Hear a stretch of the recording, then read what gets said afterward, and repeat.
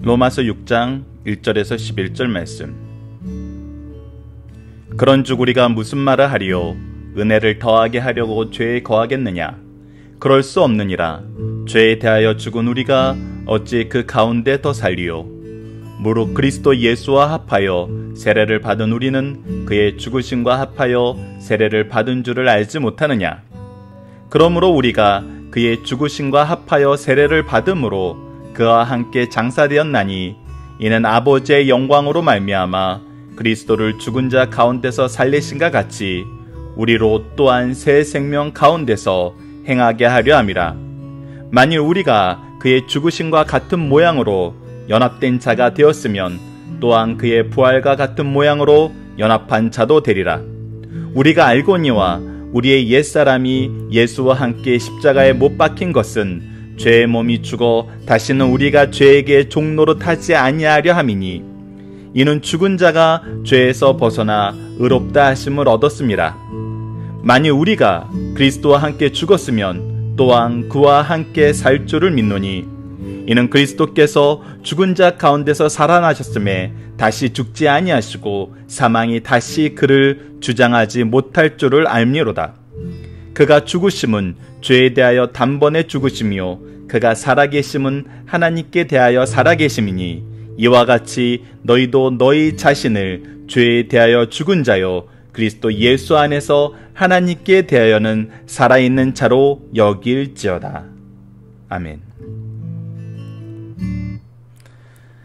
안녕하세요. 승리한산 가족 여러분, 그리고 강성성경연구원 여러분. 오늘 로마서 6장 1절에서 11절입니다. 제목은 그리스도와 함께 죽고 함께 살자입니다. 자, 우리가 예수 그리스도와 연합하여서 살게 된, 그래서 아담으로 인해서 죄로 인해서 죽게 된 우리의 모습이 그리스도로 인해서 우리가 다시 살게 됨을 우리에게 가르쳐주고 있어요. 그리고 율법의 기능이 죄를 보게 만드는 것, 죄를 발견하게 만드는 것, 그리고 죄의 치료를 위해서 예수 그리스도를 보게 만드는 것임을 우리가 확인했습니다. 그런데 이 율법 안에서 우리가 어떤 삶을 살게 되냐면, 우리가 잘못 생각하는 것이 뭐냐면, 우리가 어제도 잠깐 나눴지만 우리가 예수 그리스도로 말미암아 죄 사함을 받게 되니까 우리는 얼마든지 다시 죄에 대해서 이제 자유롭게 되고 어떤 죄든지 지어도 되는 거 아니야? 그렇게 생각하면서 뭐라고 질문하냐면 1절입니다. 그런즉 우리가 무슨 말을 하리요? 은혜를 더하게 하려고 죄에 거하겠느냐? 우리가 죄를 지면 질수록 예수 그리스도의 속죄의 은혜를 더 많이 경험하는 거니까, 우리가 죄를 더해서 은혜를 더 많이 경험하면은 더 놀라운 삶을 사는 거 아니야? 이렇게 물어볼 수 있다는 거예요. 근데 그렇지 않다는 것이죠. 뭐라고 합니까? 그럴 수 없느니라. 자, 그럴 수 없느니라는 그것이 용인되지 않는다가 아니라 본질적으로 그것이 불가능하다는 의미에 더 가까워요. 왜? 우리가 오늘 말씀 전체를 이해하기 위해 어제 잠깐 설명해 드렸던 거, 우리가 원래 우리라는 존재가 죄가 들어와서 죄로 인해서 어떤 상태에 이르게 됐냐면 죽음의 상태에 놓이게 됐어요. 근데 우리가 이제 이 죄하고는 분리가 되고 예수 그리스도하고 결합이 되어서 이제 우리는 어떤 상태에 놓이게 됐어요? 생명의 상태에 놓이게 됐어요. 더 이상 우리가 죄하고 결합된 상태가 될 수가 없어요.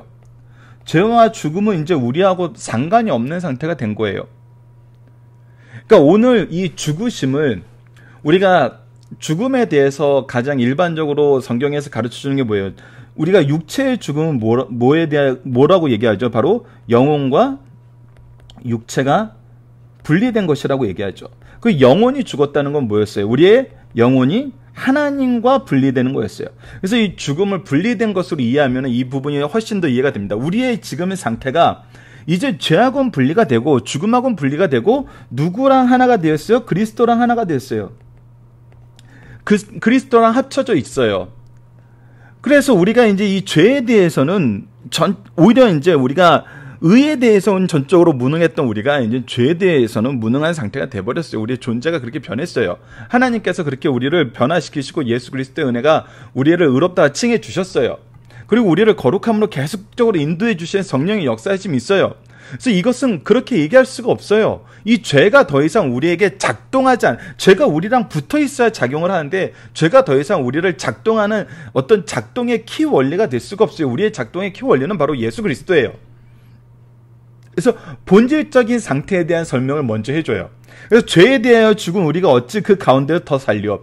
죄하고는 우리가 분리됐어요. 근데 이미 분리된 그들과 우리가 어떻게 더 살 수 있냐는 거예요. 무릇 그리스도 예수와 합하여, 우리가 이미 예수 그리스도와 합하여서 예수 그리스도께 접붙임바 되어서 세례를 받았어요. 깨끗하게 하심을 받았어요. 우리는 그의 죽으심과 합하여 세례를 받은 줄 알지 못하님. 이것은 우리가 어떤 거냐면 예수 그리스도께서 우리를 위해서 죽으신 그 죽으심에 합하였다는 거예요.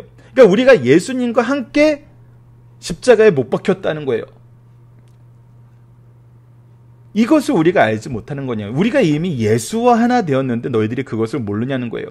그래서 예수와 함께 하나 되었다는 것은 무엇이냐면, 우리가 그의 죽으심과 합하여 세례를 받음으로 그리스도께서 죄의 권세에 대해서 우리의 모든 죄를 지시고, 그리스도의 낮아짐에 대해서 우리가 소요리 문답에서 설명할 때 죄까지 낮아지신 걸 봤어요. 그리고 나서 그 죄의 권속 안에서 죽으셨어요. 그래서 장사되셨어요.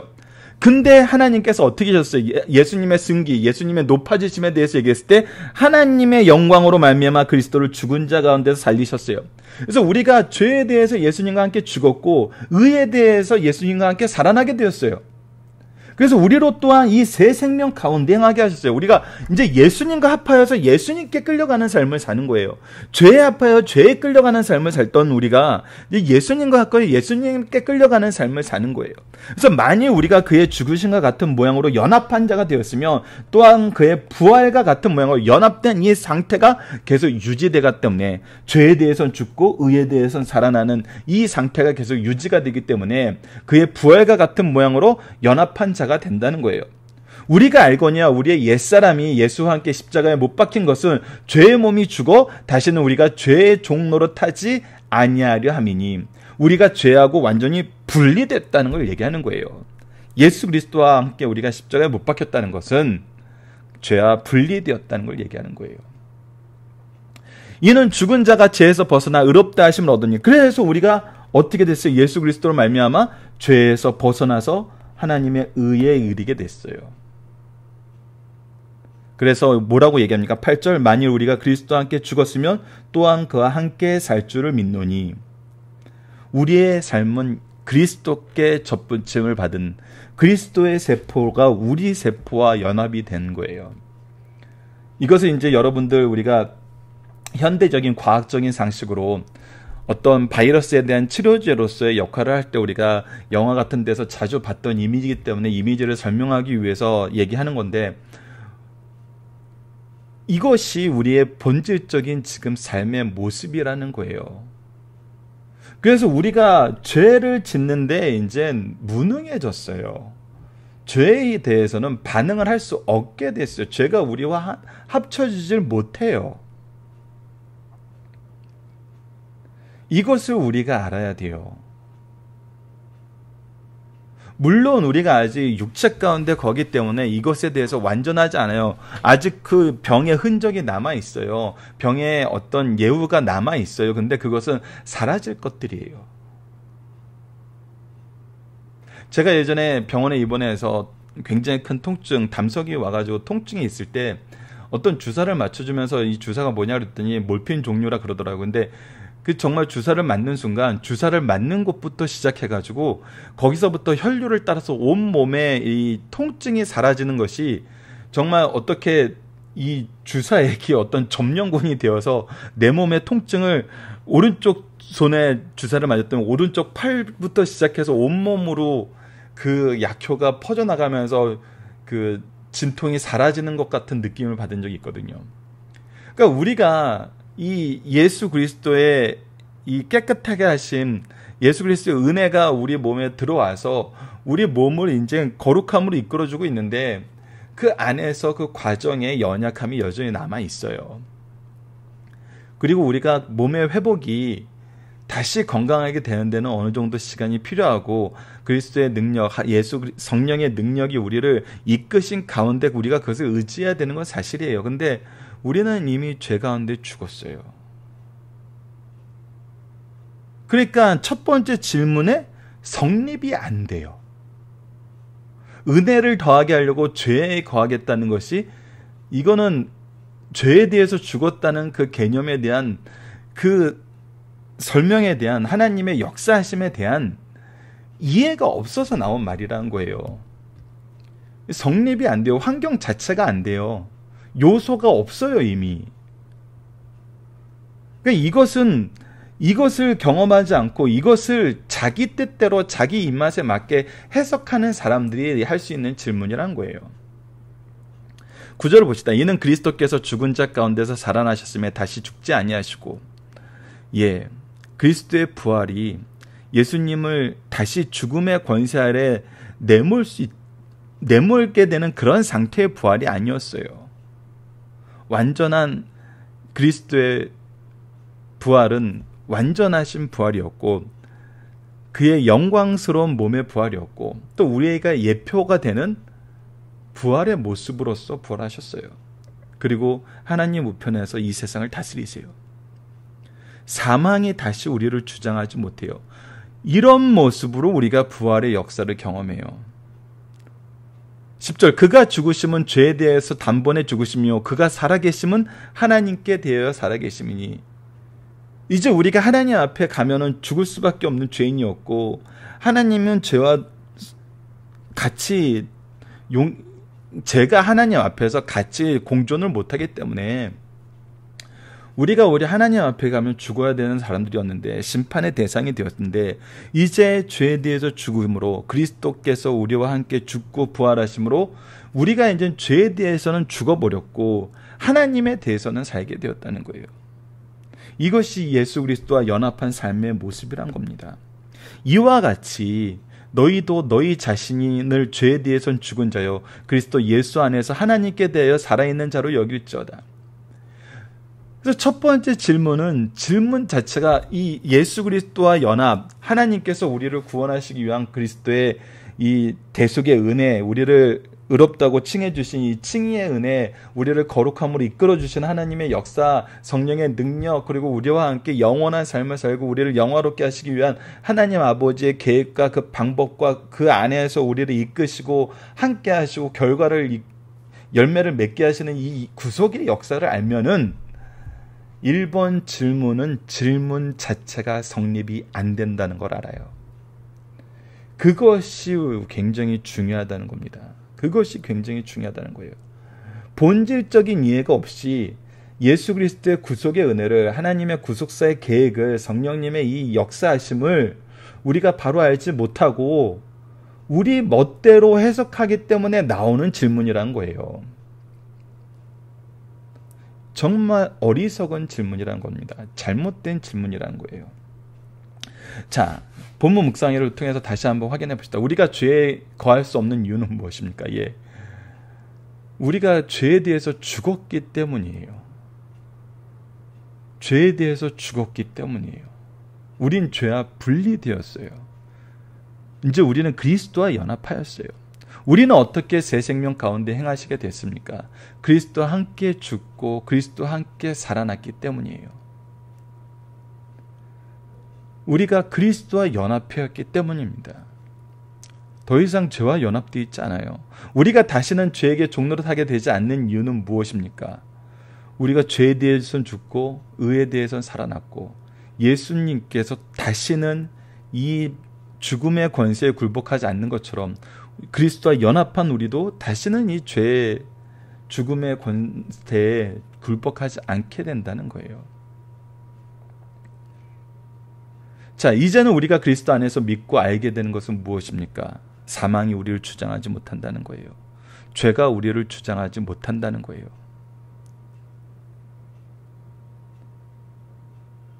어떻게 보면은 그런즉 우리가 무슨 말을 하여 은혜를 더하게 하려고 죄에 거하겠나 하는 건 뭐예요? 우리가 다시 애굽으로 가겠습니까? 혹은 나는 아직 죄가 좋아요. 이죠. 그러니까 이것은 우리의 본질에 대한 상태의 이해나 하나님의 역사하심이나 하나님의 은혜를 알고 얘기하는 것이 아니라 내가 무엇인가 다른 걸 원하고 다른 해석을 하고 싶은 거예요. 본질적으로 불가능한 거를 내가 원하는 질문이 되었다는 것입니다. 자, 중심 사상에서 이번 우리가 6장과 7장의 내용이 굉장히 중요합니다. 잘못된 해석, 하나님을 아는 지식이 없어서 발견되는 잘못된 해석에서 나온 질문이 다음과 같은 세 가지 질문이에요. 바로 이 1, 2, 3번에 해당하는 질문입니다. 자, 하나씩 보도록 하겠습니다. 이제까지 1장에서 5장은 믿음으로 하나님의 의를 얻어야 할 필요성과 방법, 그리고 성격을 구약적 배경을 통해서 확인하고 받아들였어요. 믿음으로 의를 받는 결과 죄인의 자리에서 의인의 자리로 옮겨가게 되었습니다. 6장부터 7장까지는 믿음으로 의를 얻은 그 다음의 삶에 대해서 가르쳐주고 있어요. 믿음으로 의를 얻고 그 의를 단순히 입으로 시인하거나 인정하는 것으로 그치거나 의를 얻은 후 생활을 아무래도 좋다면서 마음대로 행하는 것은 있을 수 없어요. 이거는 불가능한 일이에요. 우리는 죄에 대해서 또 분리되고 그리스도와 하나가 되었으니까. 의인된 성도들은 예수 그리스도의 죽으심과 그 부활에 대하여 어떻게 자신에게 적용하여 그 효력을 발생하는지를 알고 실천해야 됩니다. 여기에 성령께서 바울을 통하여 세 가지 질문을 우리에게 제시해주고 있어요. 첫 번째, 그런즉 우리가 무슨 말 하리요? 은혜를 더하게 하려고 죄에 거하겠느냐? 이것이 오늘 우리가 확인한 질문이고, 이거는 있을 수가 없는. 두 번째는, 그런즉 어떠하리요? 우리가 법 아래 있지 아니하고 의뢰 안에 있으니 죄를 지으리요? 그럴 수 없느니라. 이것은 이제 율법에 대해서, 율법과 은혜에 대해서 이제 우리가 중간적인 질문으로 확인하게 되는 것이고, 그럼 마지막 이제 세 번째 질문이 지난 시간에도 몇 번 언급해드렸던 것처럼 율법에 대해서 우리가 잘못 이해하고 잘못 해석하는 경우가 있는데, 그것이 뭐냐면 3번, 그런지 우리가 무슨 말을 하리요? 율법이 죄냐라고 질문하고 있어요. 율법은 하나님이 주신 거예요. 하나님에게 죄가 없어요. 하나님이 주신 것이 그래서 죄일 수가 없어요. 그래서 율법은 죄가 될 수가 없어요. 그래서 율법에 대한 잘못된 시각 또한 우리가 바로 잡아야 돼요.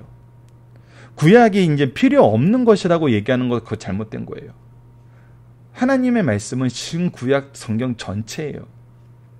자, 이 세 가지 질문하고 이에 대하여 하나하나 답변함으로 믿음으로 의를 얻는 교리를 적용하고 있어요. 그래서 이 교리를 우리가 이 지식에 근반하여서 이 내용을 바로 확인하는 방법에 대해서 우리에게 얘기해주고 있고, 그리고 이 이후의 모습에 대해서 우리가 11장 이후의 모습에 대해서는 이제 이것을 어떻게 삶 속에서 적용하는지도 우리가 확인할 수 있습니다. 이때 성도들의 생활 가운데 놀라운 변화가 일어나게 되고 확실한 체험을 하게 됩니다. 믿음으로 의를 얻은 사람에게 일어난 체험은 다음과 같아요. 첫 번째는 그리스도와 그리스도인과의 연합을 경험하게 돼요. 우리가 예수와 함께 경험했다는 것이 무엇인지 이미 오늘 본문 말씀에서 확인한 내용이에요. 두 번째, 하나님과 그리스도인과의 새로운 관계를 우리가 알게 돼요. 그리고 그리스도인에 대한 율법의 작용, 이 율법에 의해서 어떻게, 이 율법을 어떻게 보느냐에 대해서 우리가 보게 됩니다. 첫 번째, 오늘 중심사는 첫 번째입니다. 용서받지 못할 자가 없다고 계속 범죄할 수 있는가? 그리스도의 십자가의 공로는 우리의 과거, 현재, 미래의 모든 죄를 사하여 주셨어요. 그렇다면 용서받지 못할 자가 없다고 계속 범죄할 수 있습니까? 그럴 수 없어요. 죄에 대하여 그리스도와 함께 죽은 성도들은 하나님의 자비를 악용하여 범죄할 수 없어요. 이것은 불가능한 일이에요. 성립이 안 되는 것이에요. 구원받은 성도들은 죄를 짓기보다 선을 행하기가 더욱 쉽다는 사실을 가르쳐 주시는 말씀입니다. 두 번째, 그리스도와 연합된 삶은 승리를 준다는 거예요. 우리가 더 이상 죄악된 생활을 계속할 수 없는 것은 그리스도와 연합하여 세례를 받았기 때문입니다. 내 안에 그리스도가 사신 것이요, 삶의 목적도 그리스도 안에 사는 것이고, 동시에 그리스도와 연합하여 부활하였기 때문에 내 안에 생명력이 있어 죄악에 대해서 승리할 수 있게 되었다는 거예요. 이것을 지난 시간에 세 가지로 봤죠. 상태가 변했고, 방향이 변했고, 능력이 변했어요. 상태가 이제 죽은 자들 가운데 죽을 수밖에 없는 상태에 놓인 게 아니라 회복하는 상태에 놓이고 의로운 상태에 놓였어요. 그래서 우리가 죽음의 방향으로 가는 것이 아니라 생명의 방향으로 가요. 그리고 이것이 우리가 예전에는 능력이 없어서 오히려 죄를 이길 수 없었지만, 성령의 능력이, 그리스도의 부활의 능력이, 하나님의 구속의 능력이 우리를 다시 하나님의 선지자로서, 제사장으로서, 왕으로서 살게 해주셨어요. 그래서 달라요. 그래서 우리가 죄에 대해서 미련하고 의에 대해서는 지혜롭게 되었다는 거예요. 이제부터 주와 하나 된 것은 이론이 아니라 경험이요, 죄악을 능히 이길 수 있는 능력 있는 사람이 되었다는 것을 확인시켜 주시는 말씀입니다. 세 번째, 그리스도와 연합한 신앙을 가진 자는 마땅히 그 연합한 자의 삶을 살게 된다는 거예요. 살게 만드신다는 거예요. 왜? 우리가 그리스도와 함께 있고, 그리스도를 의지하고 있고, 그리스도와 동행하고 있고, 그리스도와 길을 가고 있기 때문이에요. 이제부터 그의 삶은 죄에 대하여 죽은 자요 의에 대해선 산 자가 됐어요. 죄에 대하여 죽은 자란 옛생활로 돌아갈 수 없는 자가 되었다는 것이요 하나님께 대하여 산 자란 하나님과 화목하게 되어 새로운 피조물이 되었다는 것입니다. 이러한 사람은 더 이상 죄에 얽매일 수 없고 더 이상 이 세상과 세상이 주는 것에 만족할 수 없어요. 확실한 미래와 새로운 목적을 향하여 달려가고 있다는 것을 가장 확실하게 가르쳐 주시는 말씀입니다. 여러분, 살펴보기 정답, 특히 이제 이 별표 표시가 있는 것은 우리가 좀 더 깊이 있게 우리가 적용해 볼 부분이에요. 자, 옛사람이 죽고 새사람으로 사는 중생의 진리가 나타나는 곳은 어디입니까?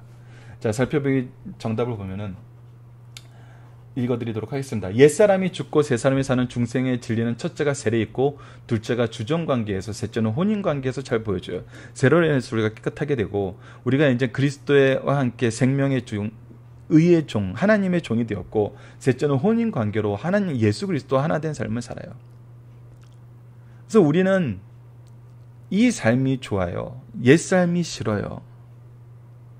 죽음으로 이르는 삶이 아니라 생명에 이르는 삶이고 죽음으로 내 이 죽음의 모습을 조금이라도 늦추기 위해서 악을 행하기 위해서 또 악을 행하는 게 지혜롭다고 여겨지고 누군가를 죽임으로 내가 누군가의 것을 뺏음으로 승자 독식하는 것이 지혜롭다는 삶에서 누군가를 살리고 누군가에게 그리스도의 은혜를 전하는 삶이 돼요. 이것은 완전히 변화된 삶입니다. 자, 적용입니다. 삶의 현장 속에서 그리스도와 함께 새 생명을 얻은 삶의 모습을 나눠봅시다. 저는 이것을 예배를 통해서 보게 되는 것 같아요.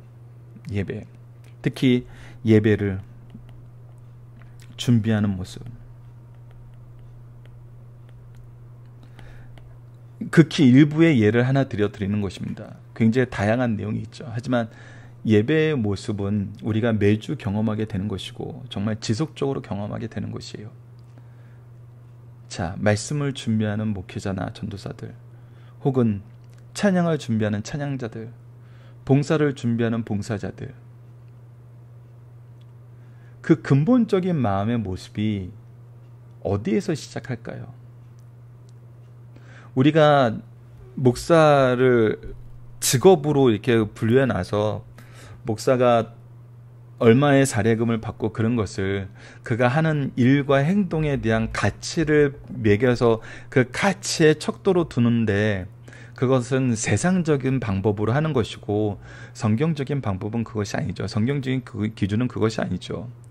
그리스도와 연합하여 그리스도에서 한 지체가 되어서 한 지체로서의 삶을 살면서 서로가 서로에게 도움이 되는 거였어요. 그래서 이것은 어떤 평가의 기준이나 어떤 다른 경제적인 어떤 세상적인 기준을 가져와서 그 가치를 우리가 측정하는 것이 아니라 그리스도 안에서 연합하는데 그 연합의 모습이 무엇을 위한 거냐면 그리스도의 복음을 위한 생명을 살리는 일에 관한 것이었어요. 그래서 생명을 살리기 위해서 무엇도 아끼지 않고 나에게 주신 은사로 봉사하는 거거든요. 은사로 내가 하나님께 받은 은혜를 갚는 거거든요. 그래서 말씀을 전한 자들이 너무 말씀을 즐겁게 준비해요. 이 말씀을 주신 은혜에 감격하여서 이 말씀을 전하고 싶은 마음으로 전해요. 찬양을 준비하는 분들 보세요. 전 정말 찬양대회를 모습을 보면은 너무 뭉클해요. 그들의 기쁨의 모습이, 그들이 특히 찬양대가 예배 시간에 딱 찬양하는 모습도 너무 아름다운데 따로 모여서 연습할 때, 그 찬양을 정말 하나님께 들리기 위해서 연습할 때, 그 연습할 때 준비하는 모습이 너무 즐거움으로 기쁨으로 준비를 해요.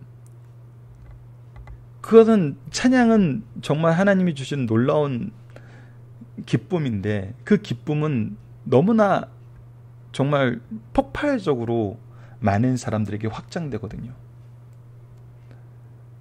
봉사하시는 분들 보세요. 무슨 그들에게 대가가 있어요? 아무것도 없어요. 특히 식당 봉사하시는 분들 보세요. 정말 그 전날부터 주일 아침 일찍부터 음식을 준비하고 예배 시간 중간중간에 그 예배는 바로 드리면서도 또 이것이 준비에 미흡하지 않게 하기 위해서 얼마나 정말 꼼꼼하게 틈틈이 그것을 준비해 나가시는 걸 봐요. 근데 그분들이 도대체 뭘 바라고 하시나요?